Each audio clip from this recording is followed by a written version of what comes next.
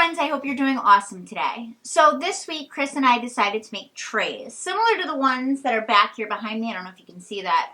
And we sell those a lot in our store, but this time I wanted to kind of elevate them, take them to another level. I use the word elevate a lot because we watch a lot of Gordon Ramsay. So there are a couple things I wanted to talk to you about before we jump into the build. I have a very love-hate relationship with epoxy, and by love-hate I mean that when it works for me, I love it. I get to use color, which is something that I clearly like, but don't get to see a lot of because I'm a woodworker and there's just not a lot of color going on there. The other cool thing is when I make things with the laser or the CNC, it kind of fills it up so that way I have a flat level surface, and that's dope. But here's the thing about epoxy. Sometimes I really hate it with a passion. I'm gonna tell you why. First of all, I am a very messy person, so working with something that is also messy doesn't really vibe well for me because I always make a huge mess. It doesn't matter how hard I try to stay organized and not stressed out and keep everything clean and neat, it always just becomes a huge mess. The second thing is I almost always have to re-pour either a clear coat on top because it's not level, or I don't like the way the color turns out, and I'm a very impatient woman. I might be one of the most impatient people you'll ever meet.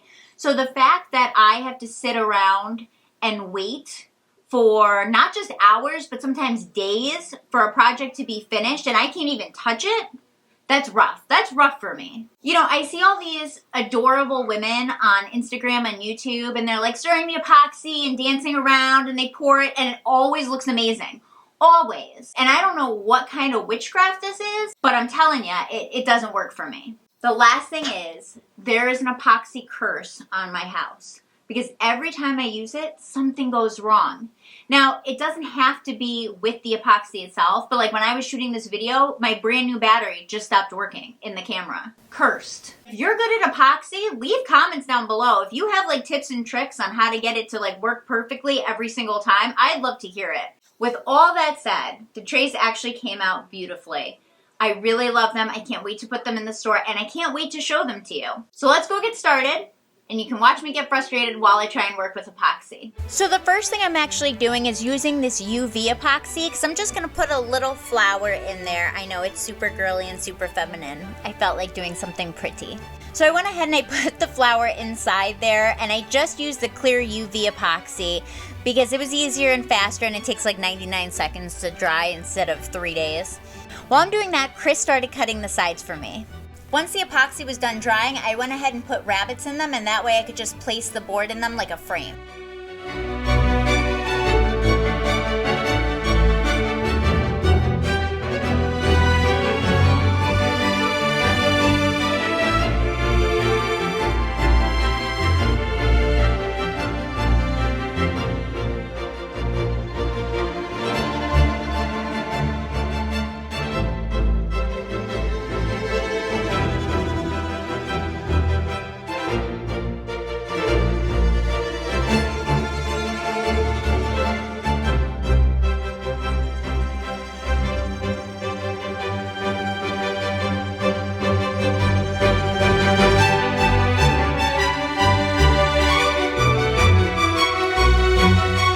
Do you see the little flower in there now? Isn't it cute?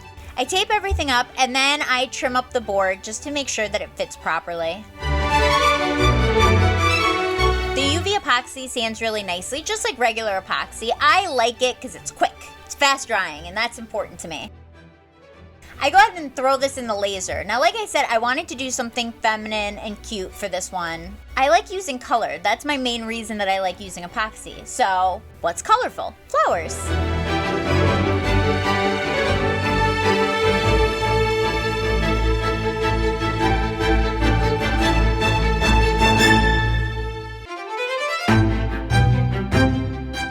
I also made a whole bunch of other designs, mostly just patterns that I really like, and I'm just going to fill those with copper. So if you're wondering why I didn't use tape on the edges, it's because the edges are going to be covered by the frame anyway, and I'm lazy.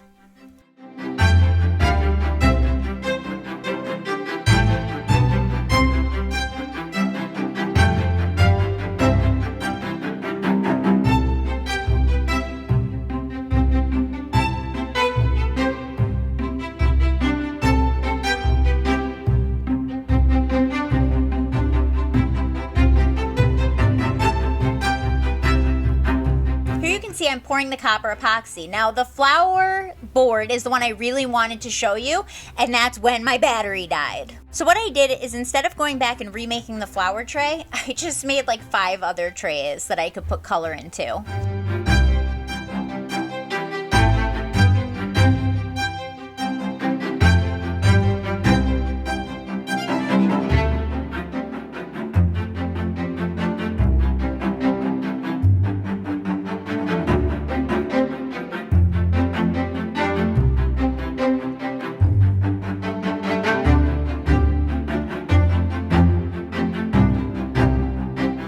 Chris do the sanding while I fill orders, which is awesome. It always works out really well because who doesn't wish that they had someone who would sand for them?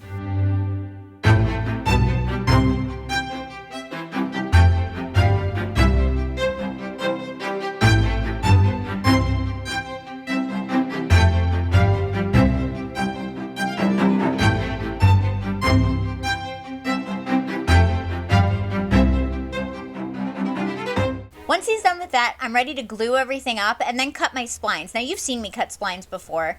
I put splines in almost everything, and I'll tell you why.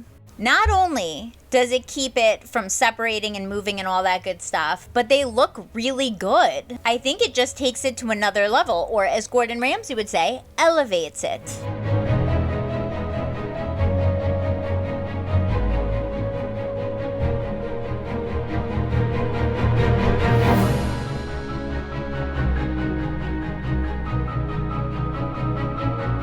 I actually had a really hard time cutting the splines on camera because I can't stop blocking the camera while I'm cutting.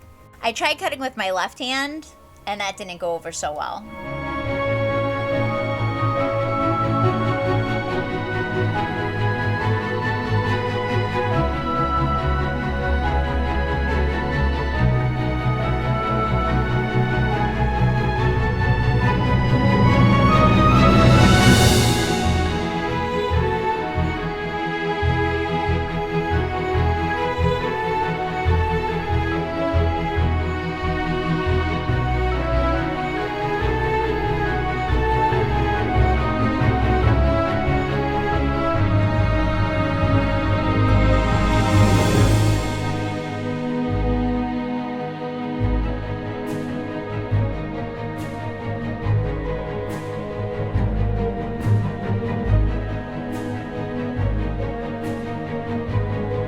I sand everything down, make it all nice and even, and then it's ready for the glue. I clamp that sucker up and I wait for it to dry so that Chris can go ahead and do the routing.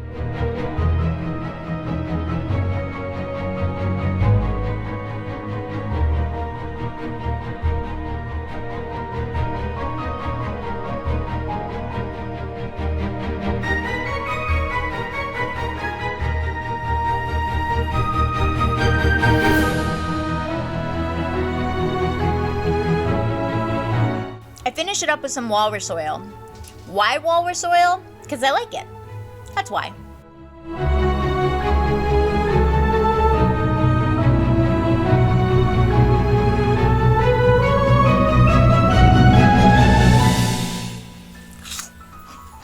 Some ASMR for you guys while I eat a cheese puff.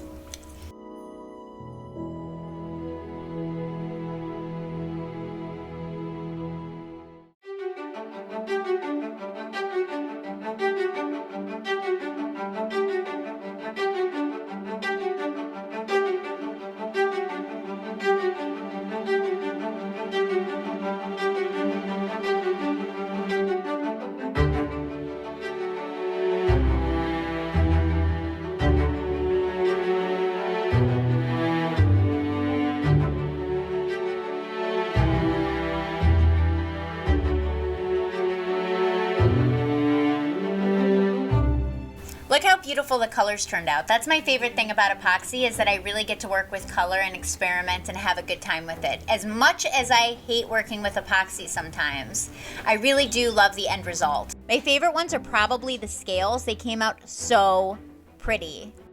Don't forget to hit subscribe, don't forget to hit the like button, and we will see you next time.